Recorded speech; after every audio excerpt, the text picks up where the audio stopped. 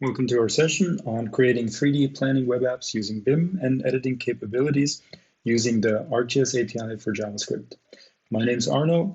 I'm here today with David, and we're both members of the web team in the Esri R&D Center in Zurich. So let's get started. This presentation is running in the web browser. So if you want to go and check out the slides for yourself afterwards, or try out the samples that we're going to show, or even look at the source code and how they're implemented, please check out the following URL on GitHub. The agenda for today is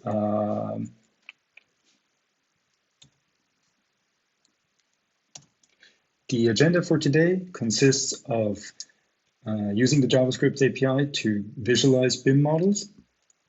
We're going to look at some of the interactive tools that come with the JavaScript API. And in a third part, we'll see how we can combine all this together with the new feature layer editing capabilities to create web apps for the web browser. So why do we want to share 3D BIM data through the browser in the first place? In fact, there's already many planning and construction workflows that rely on it. And there's good reasons for it.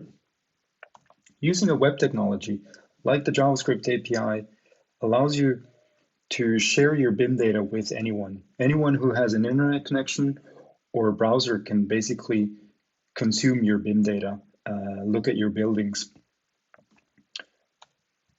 Also, using web technology allows you to build intuitive features and workflows around your BIM data. So even users that might not be used to interacting or navigating through 3D data, like the general public or citizens, can consume your BIM models. And the fact that everything bases on WebGL not only allows us to use these web apps on desktops or laptops, but even mobile devices like tablets or smartphones out in the field. A quick comment on how to get these BIM models into the ArcGIS platform. Many BIM models come in the Autodesk Revit format. If you have a Revit file, it's straightforward to import it into ArcGIS Pro and then publish it as a building scene layer to ArcGIS Online or ArcGIS Enterprise. We'll hear more about the building scene layer in a moment. Once you have a building scene layer, you can then use it in various ArcGIS apps.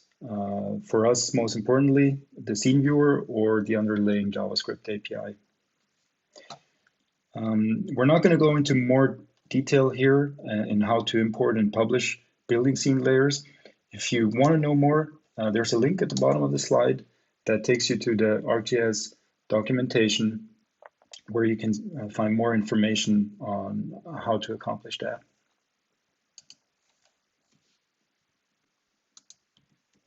Back to the building scene layer. i3S is Esri's open standard for streaming large amounts of 3D data. All scene layers based on this open specification that you can access publicly on GitHub. The building scene layer is one type of i3S layer specifically designed for BIM models. It's important to load and visualize these geometries efficiently, as building BIM models or building scene layers consist of very detailed and comprehensive geometry. If you work with the building scene layer, I can really recommend that you read through this documentation available on GitHub, as it describes the structure and the different categories of the building scene layer and how its geometry is structured inside the layer. So let's see how we can use the JavaScript API to visualize such BIM models using building scene layers. One example of a building scene layer is the administrative building on Esri's campus in Redlands.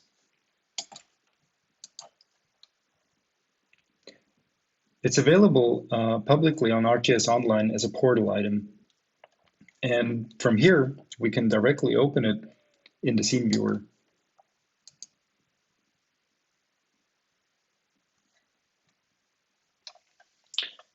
Once it's loaded, we can navigate around and we see where the building is located in the real world.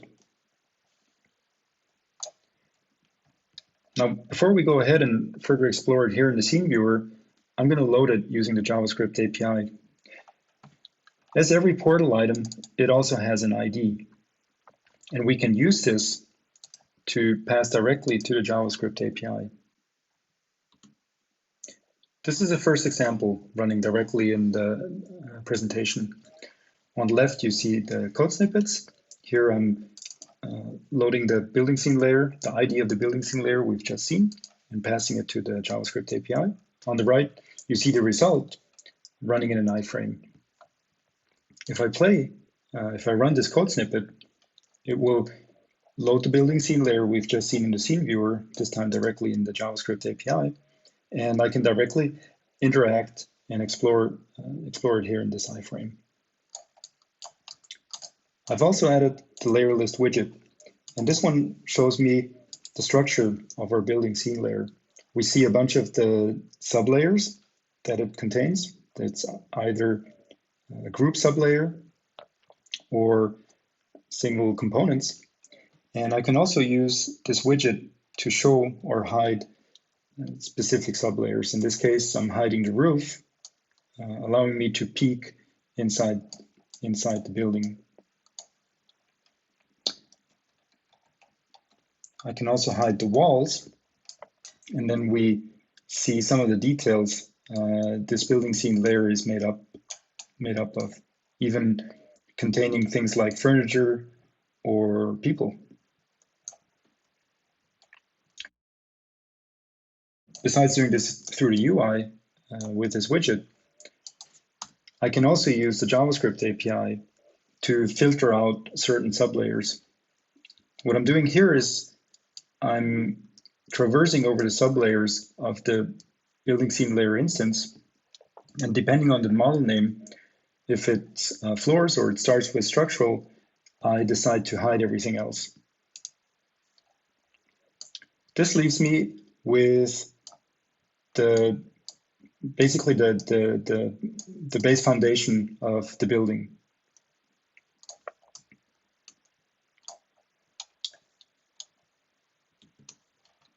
Again, I would like to refer you to the i3s documentation that describes all the possible categories that usually come with a typical building scene layer.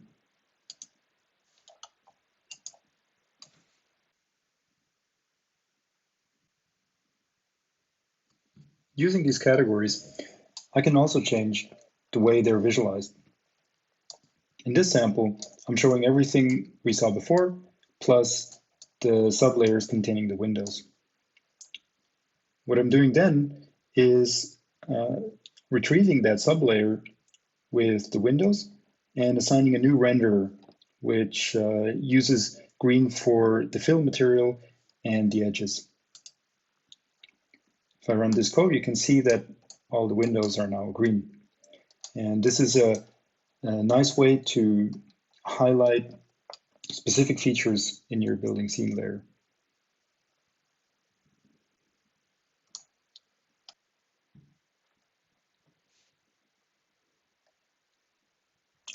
Now, besides using sublayers and renderers to highlight specific parts of the building, the JavaScript API also allows us to access the attributes of each of the features.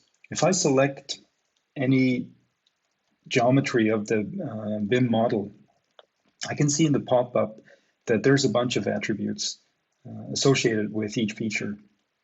One of them is, for example, the floor level. And I can use that in a building filter as a filter block by saying, hey, everything that is on building level 3 should be visualized using filter mode solid. If I run this code snippet, what happens is that I only see floor 3 of my building scene layer.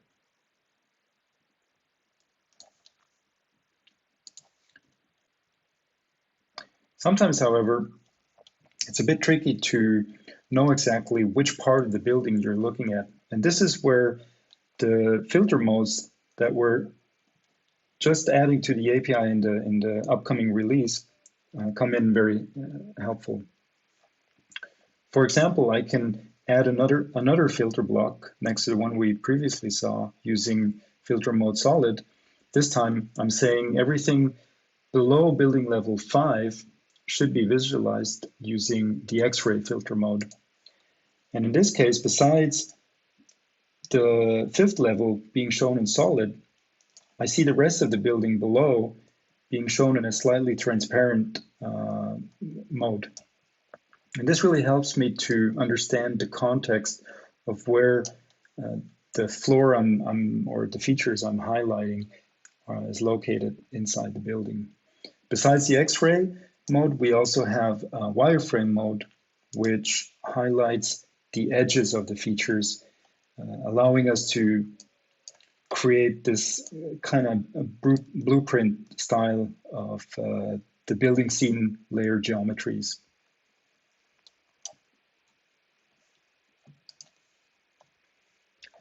So let's jump over and look at some of the interactive tools that we can use together with the building scene layer. These interactive tools are built into the JavaScript API and are ready to use.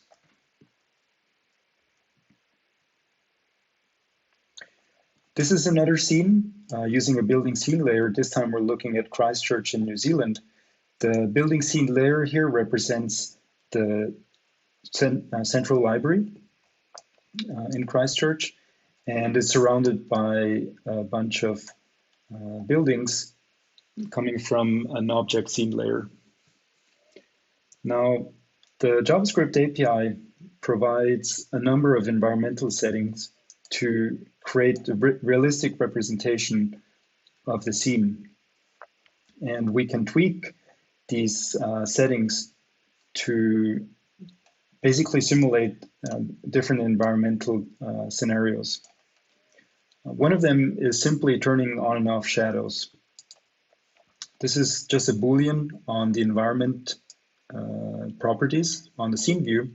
And if I enable them, I see that the API will basically draw shadows for each of the buildings. Now, one of the widgets that we added in the December release of the JavaScript API is the daylight tool. And I can simply import it and add it to my scene view, to the UI of my scene view. And I get a nice controls to change other properties of the environment. So besides enabling or disabling shadows, I can change the time of the day, allowing me to really simulate the shadows created by the various buildings in the scene, including the building scene layer we see here in the middle. I can change different seasons, and I can even animate the daylight throughout the day. What we're seeing here is sunset, and then eventually the sun will come up again.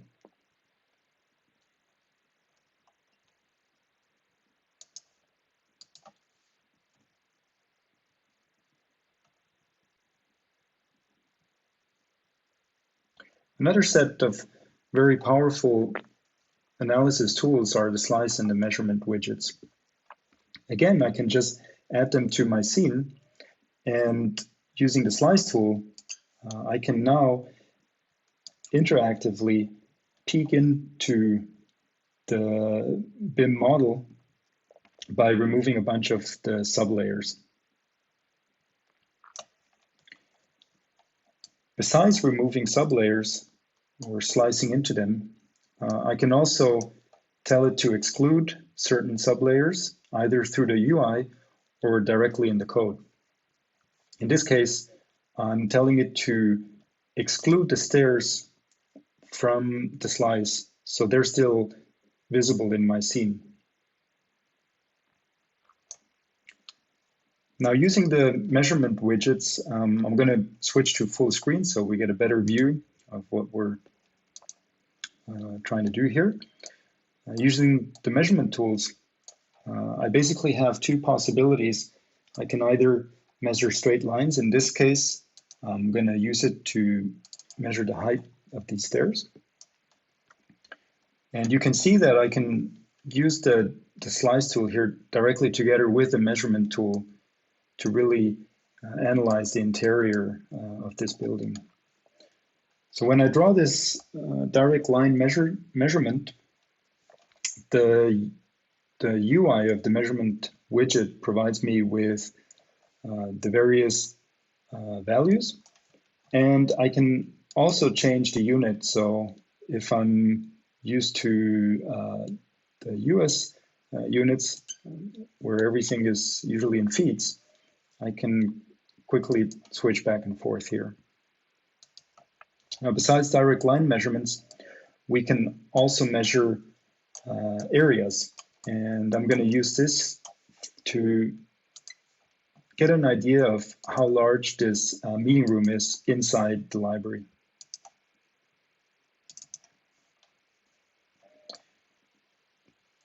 And again, I get the different values directly here in the scene as labels, or in the widget with a bunch of different units.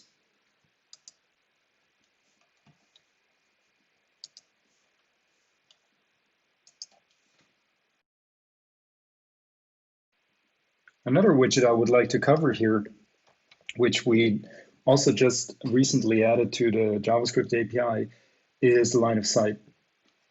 The line of sight widget allows me to analyze the visual impact of, in this case, our building scene layer here inside in Christchurch. I can do that by placing a single observer and multiple targets on the buildings in my 3D scene. In this case, I'm placing an observer on a nearby hotel and a bunch of targets on the church to understand what part of the church, or if at all, I can see from the hotel, and whether any of the views are obstructed by our library. Once I place them, laser lines sort of indicate where the view is obstructed or not. And I can even move the observer or the targets around to analyze, in this case, certain specific floors of the hotel. And I can see that obviously in floors further down, there's no view of the church, whilst on the top floors, you can still see part of it.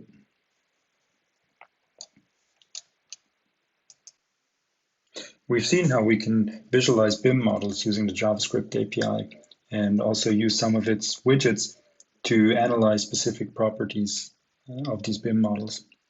I would now like to hand over to David, who's going to show us how we can combine this with some of the new feature layer editing capabilities in the JavaScript API. David? Thank you, Arno. So in this section of the talk, I will be talking about feature layer editing, and this is a really powerful feature which allows you to update feature services and give the user a widget to make changes to feature services without a lot of work on the API side. So first I need to talk about feature layer services. So in ArcGIS Online or in Portal, we have these feature services, and they are basically a database table where each entry in the database consists of a geometry and some attributes, which can be arbitrary values like strings or numbers or whatever. It's really like a database table. And the geometry for a feature service has to always be of the same type. So we have point geometry, polyline geometry, polygon geometry, and for one feature service, it always has to be the same. Now, on the client side, we have the JavaScript API. And here we have the feature layer, which visualizes those features from the feature service as geometry, and it also has these attributes which can drive this part of the visualization. It's through visual variables. So the feature layer is associated with the feature service by an URL, and it basically uses the web to download features as it needs them for display. Now, what we have or had so far in the API was this function on the feature layer called apply edits. And what this function is doing, it basically takes some arguments which specify which features change. It basically specifies which features gets removed, which features gets added, and which features gets updated. And by this we mean which attributes of which feature are updated or which geometry is updated. And this is then synchronized with the web, with a remote online feature service. So this is basically a way to allow changing the database on the cloud through the API. Now, this really is a kind of low-level API function, which basically the client application has to add additional front-end and UI on top in order to allow users to make use of it. On the other hand, we have graphics layers. And graphics layers, they have graphics, and these are similar to features in that they have a geometry type and that they have some attributes. But a graphics layer doesn't have an associated service on the remote side. It's a purely client-based graphics layer. So and here we have the sketch widget, which actually is a really powerful widget to allow the user to update the graphics geometry. So the user can use the sketch widget of the API to create graphics, to update the graphics, to move them around using manipulators.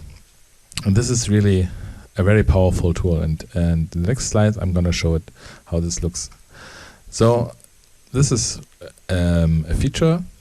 No, this is just a scene view with some base map.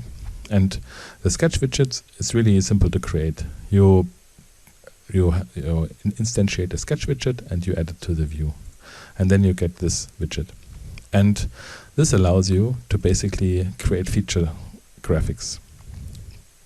So here you can create a point graphic, and then you get a manipulator which allows you to change the height and to move it around. You can also create polygons like this. You can move them around.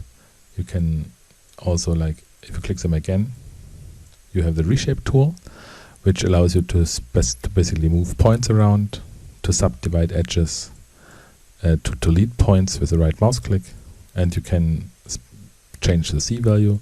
And for this, the geometry has to have C values, so you have to specify that when you use the graphics. So this is the sketch widget, and this allows the user to manipulate these graphics layer graphics, which are purely client-side. So though the changes the user makes here do not get synchronized to any backbone feature service. Now, what we wanted to have is we wanted to be able to give the user a similar experience for updating the graphics, but for actual features, so that the user basically has these powerful manipulators to actually change features of a feature layer, which then get synchronized with the service behind it. And this is what the editor widget is doing. So the editor widget takes the sketch widget functionality and it takes the apply edits feature we have seen earlier.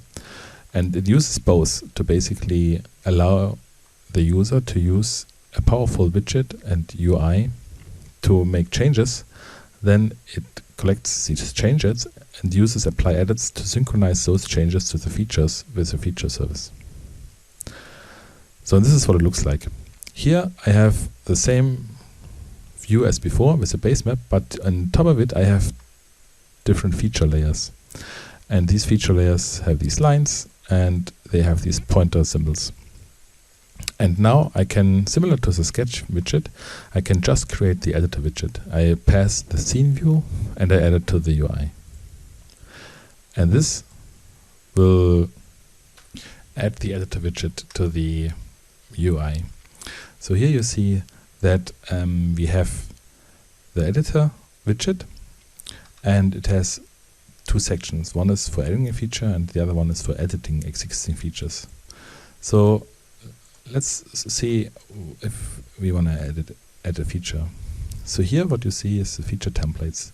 These are part of the feature layer, and they basically are predefined features with some attributes. So let us just create one of those. So these are the titles of the feature layer. So we have two feature layers. One is for these routes. These feature layers have line geometry, and the other one is for points. This is this one, and this is for point geometry. And each of these layers comes along with some feature templates, which basically are predefined features with some attributes, like for example, a symbol for rendering, like this has a line symbol, and this is dashed lines and whatever. So let's just place one of these features here. So this now is asking us to place a point. We place the point, and once we did this, we can now still update the geometry. We can fill in the feature attributes, which are here arranged using a feature form. That's another feature of a feature layer. So the feature forms basically allow us to give the user a nicer UI for editing the feature attributes.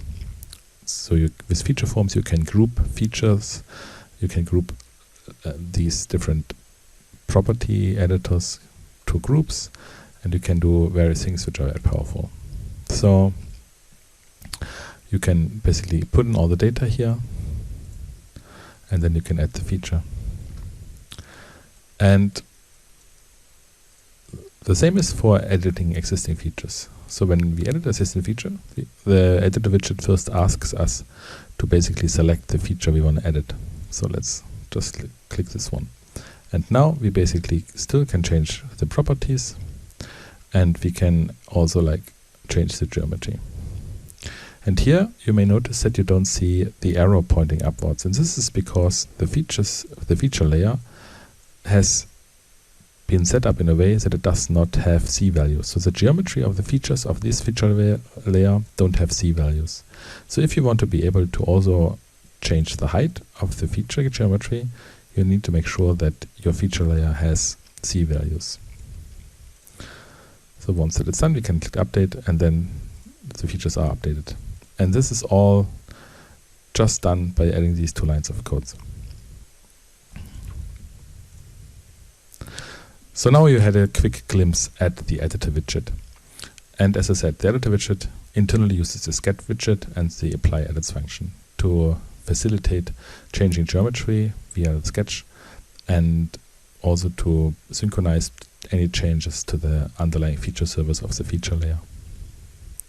So now what's super important is that the feature service actually has to be set up in a way that it is editable, which means you have to, on the remote, on the cloud, you have to make sure that the feature service actually is editable. And this you can see in the feature layer on the capabilities. So the feature layer comes with the capabilities property, and this tells you if the feature layer is editable or not. If the feature is not editable, the editor widget will not pick it up. So how do you set up the feature service for editing? So if you go to ArcGIS Online with your in your feature service setup page, you have the settings section, and here you have to click this enable editing, and this will make sure that the editor widget sees the layer and allows users to edit the features. You can even go as far and basically also specify which kind of editing is allowed. So here we allow all editing, adding features, updating features, and deleting features, but you can do all kinds of combinations.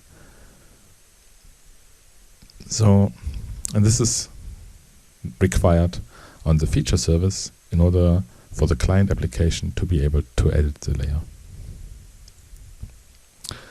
So here I will be talking about an advanced 3D editing example, which we have put together in order to show how you can use the building scene layers with our editing widget.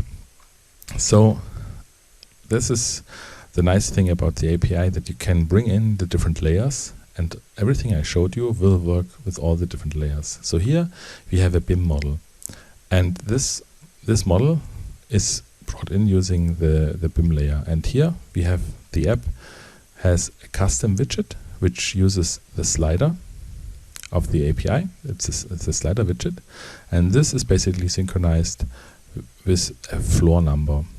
And then we use the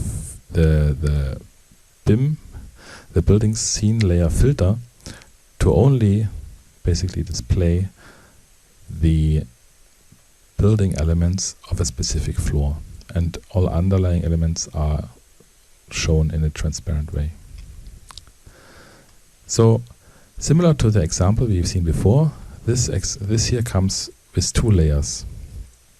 One is with area annotations, and the other one is with point annotations. So the use case we have in mind here is that you have a building for which you have this building scene layer, and then you may want to have an app where you have annotations to point out certain problems in the building which have to be taken care of. And these annotations can be either a single point or they can be an area. And in this application, what we first do is we load the feature layers, and then we use the query feature layers feature to get all the current existing features. So, and then we display them here. So the idea is that the user has identified a problem. He goes into the dataset and specifies the floor he wants to annotate, and then he uses the editor widget to basically create an annotation feature. And he uses the sketch drawing to place the feature. Then he specifies what the issue is. Let's put something in here. And he also specifies the floor.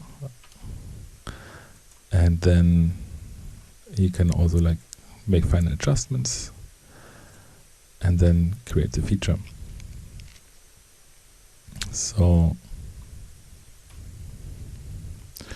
then this feature has been created and added to the feature layer. And what's really nice is that since we store the floor with the feature as an attribute, this is also synchronized. So once the data is loaded, we can use this attribute to basically specify the floor. And what this app also is doing, it actually not only stored the floor, but it also stored the camera angle and position to really have the same view which was used when the feature was created. And so then we can have really nice application where we can browse through all the issues, and once the feature is selected, the application will basically switch to the required floor. And this concludes this more sophisticated example. The source code is available on GitHub, and we encourage you to check it out. And we basically just briefly went over the editing workflow here. If you want to have more information and more details and more ideas about what you can do with it, I suggest you check out the web editing in 2D and 3D session. So this in summary concludes all the different widgets we have available in the API. And Arno and I would like to thank you for your time and for your attention. So we hope you are able to build great stuff with this. Thank you so much.